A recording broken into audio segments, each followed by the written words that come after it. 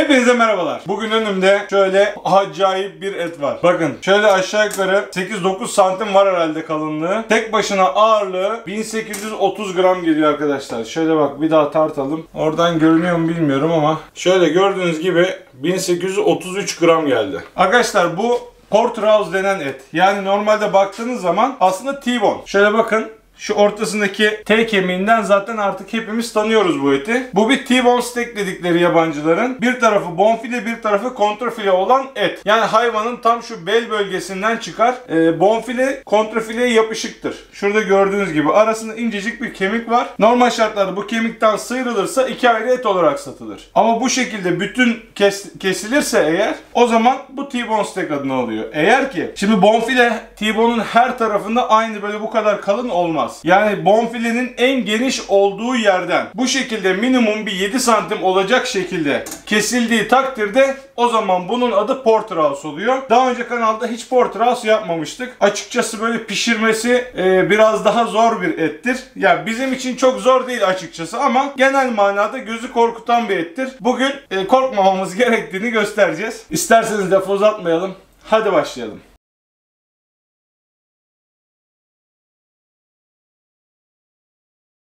Arkadaşlar bu önümde gördüğünüz et şu an 47 gün boyunca kuru dinlendirilmiş bir et. Yani yağ dağılımını göstermek istiyorum. Muhteşem bir et. Şöyle bakın arkadaşlar.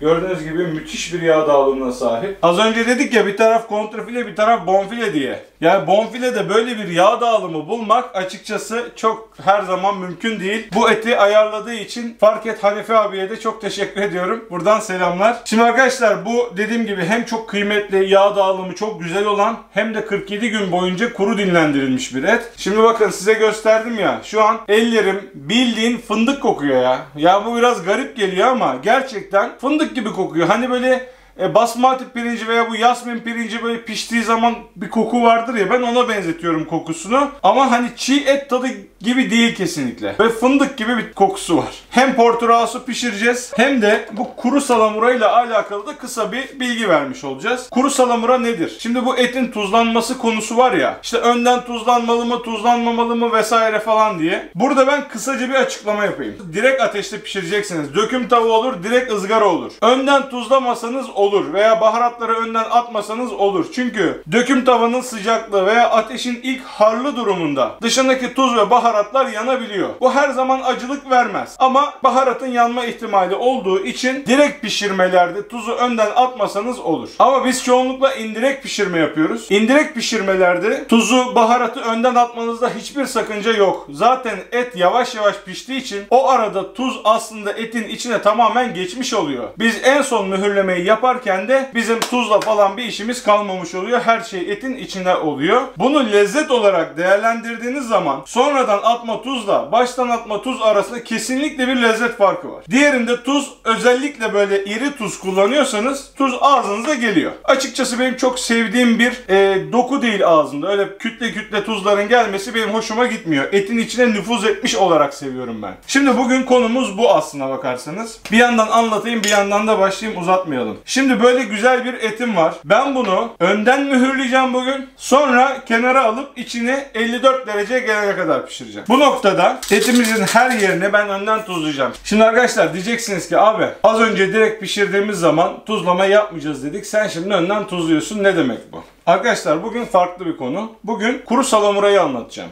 Kuru salamura nedir? Şimdi etlerin aslında tuzla olan ilişkisinin bilimsel bir tarafı var tabii ki. Araştırmalara göre önden salamura edilen etlerde %14'e kadar daha fazla su tuttuğu görülmüş etin. Yani bunu şöyle bağlayabilirsiniz. Hani çok tuzlu gıdalar tükettiğinde vücudun ödem yapar, su tutar derler ya. Aslında mantık aynı. Burada kimyasal olarak bir şekilde su hücreleriyle tuz hücreleri birbirine bağlanmış oluyor. Yani ilk noktada mesela biz şimdi dışından tuzladık. Tuz yavaş yavaş etin içine doğru inmeye başlıyor ve inerken biraz sonra görmeye başlayacaksınız bunu.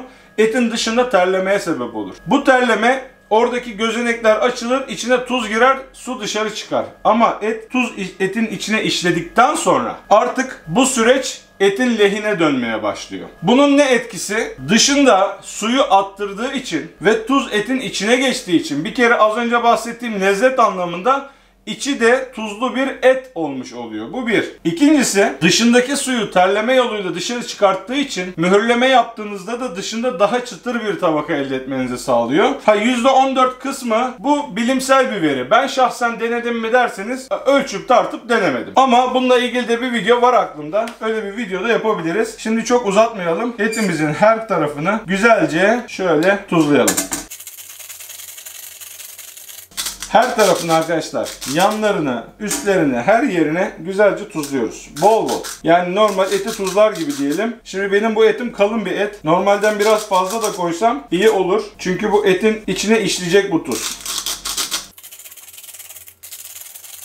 Evet arkadaşlar, işlem bu kadar. Şimdi salamura'nın farklı yolları var. İsterseniz tuzlu suda da salamura yapabilirsiniz. Bizim daha önceden pastrami'de, dana bacon'da, dilde yaptığımız tarzlarda o şekilde de yapabilirsiniz. Veya işte kuru ette, pastırmada yaptığımız da aslında o ilk baştaki bir çeşit kürlemedir, bir çeşit salamuradır. Burada da aslında durum aynı ama burada dikkat edilmesi gereken bir konu var. Kuru salamuranın yapılması gereken, benim şahsi tecrübelerime göre 24 saati geçmemekte fayda var. 24 saati geçtikten sonra etin yapısı değişmeye başlıyor. Birazcık da sululuktan bence fedakarlık etmeye başlıyor. Yani aynı pastırmada olduğu gibi bu sefer fazladan bir su atımı söz konusu oluyor. Bence burada doğru aralık 6 saat ile 24 saat arası. Ben şimdi etim kalın olduğu için bunu yarına kadar tutacağım. Şimdi buzdolabına bunu koyuyorum. Şöyle bir tane ızgara üzerinde, zemine değmeyecek gibi. Çünkü su salarsa altına salsın istiyorum. Etin teması olmasın. Bu şekilde bir ızgarayla buzdolabına koyuyorum. Yarın görüşmek üzere.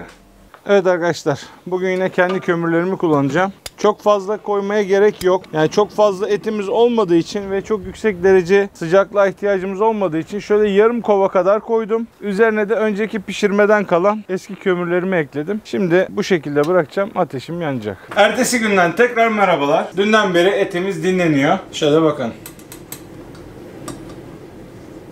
Gördüğünüz gibi rengi koyulaşmış. Tuzu içine çekmiş. Yağların olduğu bölümlerde tuzlar yağ tuzu emmiyor arkadaşlar. O yüzden yağların olduğu bölüme gelen tuzlar olduğu gibi duruyor. Geri kalan kısımlar, bu arada ben üstü açık olarak beklettim. Üstünü sarmadım. Şu an gayet güzel. Bütün böyle renkler ortaya çıkmış. Şimdi bunu dün de dediğim gibi şu an mangalım yanmak üzere. Önden mühürleyeceğim. Ondan sonra içinin pişmesini bekleyeceğim. Bugün bu şekilde pişirmeyi düşünüyorum bunu. O yüzden de önden baharat atmayacağım. Şu an tuzu içine çektik. Artık herhangi bir yanma vesaire söz konusu değil. Bugün baharat istersek sonradan ekleme yapacağız. Şu an etle yapacak hiçbir şeyimiz yok. 2-3 dakikaya mangalım hazır olur. Mangalda görüşmek üzere.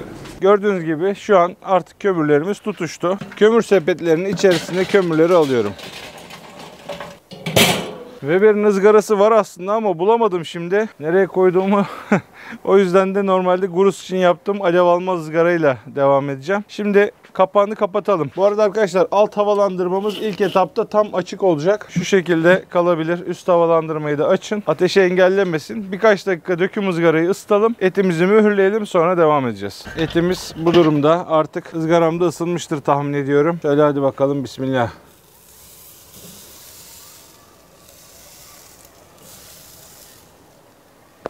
Hava yine çok soğuk bugün. Gerçekten buz gibi. Mangala yanaştı mı insan iyi hissediyor resmen.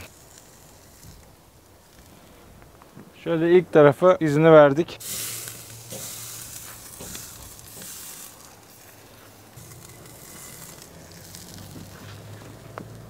Şöyle bakın arkadaşlar. 10 numara ızgara izimizi verdik. Arka tarafı da aynı şekilde tekrardan. Evet arkadaşlar bakın. Burada alev oluşumlarını görebiliyorsunuz. Ama alev almaz döküm ızgaramız. Evelallah. Alev hikaye bizde. Şimdi şöyle yağlı tarafına birazcık mühürleyeceğim. Bakın şimdi kuduracak alevler gördüğünüz gibi.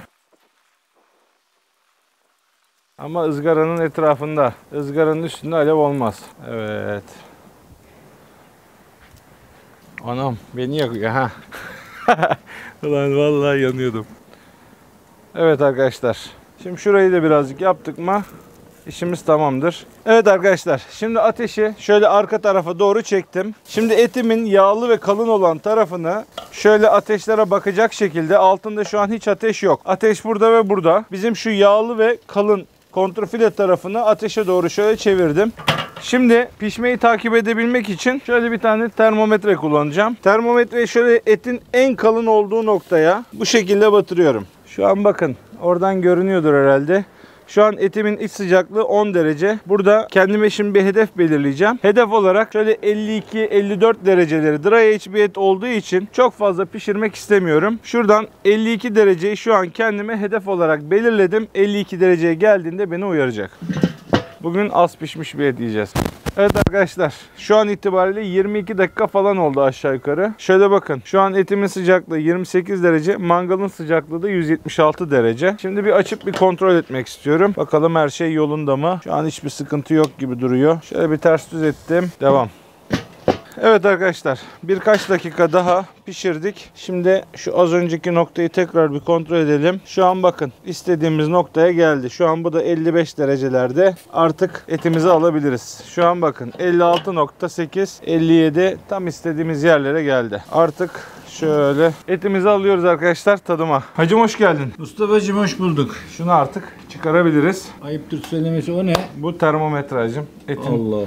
pişme derecesini bununla görüyoruz. Arkadaşlar babamı çağırırken birkaç dakika dinlendirdim. Sanki biraz fazla pişirmişim burasını. Değil. Fazla, hatta burası az bile pişik. He. Ama et tabii çok büyük olduğu için bir de bu da senin tabirinle drage. Drage. Drage içiyor. Sen drage diyordun ya bunlara. Ne bileyim ya, biz işte. Oy. Şimdi. Ya bana böyle yağlı mağlı oldu mu tamam işte. Arkadaşlar şöyle bakın. Görüntü harbiden 10 numara. Gerçekten güzel görünüyor. Baba Heh. şimdi bak bunun bir tarafı bonfile, bir tarafı kontrfile. Tamam mı? He. Ben şöyle İki taraftan da yiyeceğiz. iki taraftan da tadacağız. Bak, bunun güzel olduğuna garanti verebilirim. Bak arkadaş, bunun garanti veririm yani. Bu güzel. Şimdi onu koyduk. Hemen şuradan öteki kemiğe de girelim.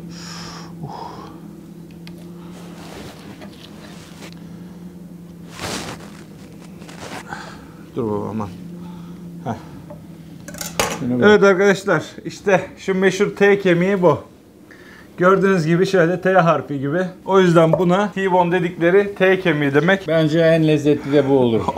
Ben bunu Orayı aynen kemiririz. Şimdi arkadaşlar bakın pişme derecesi şöyle gördüğünüz gibi bugün demiştim birazcık az pişmiş bir et yiyeceğiz. Çünkü bu et 47 gün dry age olmuş. Açıkçası bunu çok pişirirsek bu ete ihanet olur. Bonfile de şöyle gördüğünüz gibi şu an gerçekten çok güzel durumda.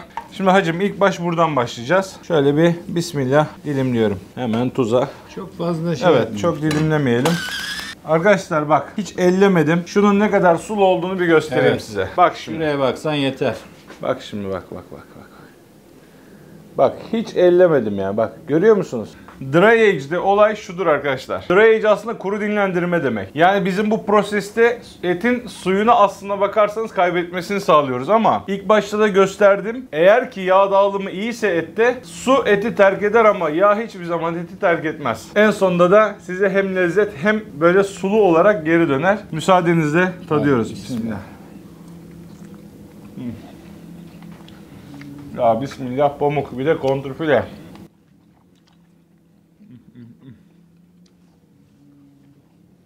Gerçekten çok güzel. Harika. Valla arkadaşlar samimi söylüyorum 10 numara yani bak 10 numara. Gerçekten harika. Evet hacım. Şimdi şu ağlamasın arkamızdan. Birer lokma. Ya şöyle bakın ya resmen suları damlıyor.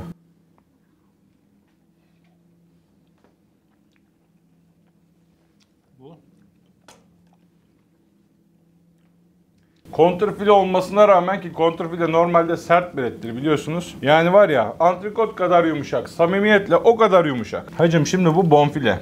Dur bakayım farkına. Ama acı be, kesince belli oluyor, daha yumuşak. Tabii. Hatta bak bunu şöyle kes. Ekstra yumuşak yersin bak bu şekilde. Ekstra yumuşak yersin ama ikisini de tat yani. Problem yok. Tamam, hiç fazla kesme. Tamam. Sen bir tuzla istersen bunu da. Şunu şöyle. Yo at onu. At onu gider o. At onu gider. Ne demek o atın ya? Yani bir lokmada gidecek. Şöyle bir tane de şunu hanıma vereyim ben. Benim hanım bonfile sever. Evet. Harika. Müsaadenizle. Bu ondan çok daha. Ya arkadaş. Birkaç arkadaş ya çok yemin ediyorsunuz falan diyor. Ya arkadaş çok haklı. Vallahi çok haklılar. Haklarını helal etsinler. Rabbim affetsin bizleri inşallah. Ama ya şimdi bunu siz yiyemiyorsunuz ya burada. Nasıl belli Evet. edeceğiz bunu ya Evet. Mustafa? Ya bu gerçekten bak Yani. ağız alışkanlığı. Doğru bir alışkanlık değil arkadaşlar. Değil. Bak Yani bunu kabul. Bunu şimdi yakından görmüyorsunuz. Kokusunu duymuyorsunuz. Ağzına attığın zamanki hissi bilmiyorsun. Arkadaş şimdi biz de burada bir şekilde yaptığımızı size ikna etmeye çalışıyoruz Yani. aslına bakarsanız. Yani gerek var mı dersen belki yok ama arkadaş o kadar mı güzel olur ya? Dur ben vereyim. Beğendim, harika. senin hanım götürüyor abi. Benim hanım bir de et sevmez. Arkadaşlar müsaadenizle. Çok Ya, güzel. Vallahi var ya muhteşem ya. Tebrik ediyorum. Vallahi Ya muhteşem. inan hepsini yerim bunun ben ama Mustafa ile işe başladık ya arkadaşlar. İnanır mısınız? Tam 10 kilo aldırmış bana. Bak tam 10 kilo %10. Benim özelliğimdir arkadaşlar bak. Bana takipçilerin hepsi diyor ki abi seni takip etmeye başladığımdan beri çok kilo aldım. İkinci de seni takip etmeye başladığımdan beri devamlı para harcıyorum. Mustafa bu bıçak yeni mi? O da hacım inşallah yeni olacak. Şu an daha test. Şu an daha bir şey yok. Bu benim kendi çizip tasarlattığım bir bıçak. Öyle mi? Bakalım şu an dengesini falan test etmek için kullanmaya çalışıyorum ama daha bir şey yok. Ya çok güzel ya. Arkadaşlar Neyse ben yemeyeyim de arkadaşlar ayıp oldu ya. Yeter. samimi söylüyorum. Bak muhteşemdi yani. Muhteşem. Bir insanın bir etten, stekten bekleyeceği her şey gerçekten bu ette vardı. Ki ben antrikotçuyumdur. Kontrfile sevmem, bonfile sevmem ama yani antrikotum diyen antrikota kafa atacak bir etti yani. Evet. Bak samimi söylüyorum böyleydi. Buradan tekrar Hanefi abiye teşekkür ediyorum. Sağ olsun. O da mı Bir- Hanife'nin? Hanife'nin mi bu? Evet İstanbul'da Hanefi Ulan abiden. arkadaş demek ki... Ama bak bir ay önceden sipariş verdim. Allah razı olsun kırmadı beni. İstanbul'a gittiğimde de telefon açtım Mustafa etin hazır diye. Hatta Instagram'dan takip etmiyorsanız bunları Instagram'dan takip eden arkadaşlar biliyorlar. Gittiğimiz zaman keserken bile paylaştık orada. Siz de hala takip etmediyseniz şuralara bir yere koyacağım. Instagram'dan takip etmeyi unutmayın. Bu arada dayanamadın yine gömdün Ne kaçırdın. yapayım ya? Ne yapayım bak. Yani. Hanım al. var ya burada şey gibi bekliyor. Al Çekim al. bitsin de direktman gömelim diye. Arkadaşlar daha fazla uzatmayalım, soğutmayalım. Gerçekten ete acıyorum yani. Umarım beğenmişsinizdir. Umarım hoşunuza gitmiştir. Beğendiyseniz beğen tuşuna basmayı, bu tür videoların devamının gelmesi için kanalıma abone olmayı unutmayın. Bir sonraki videoda görüşmek üzere. Kendinize iyi bakın. Allah'a emanet olun. Hoşça kalın.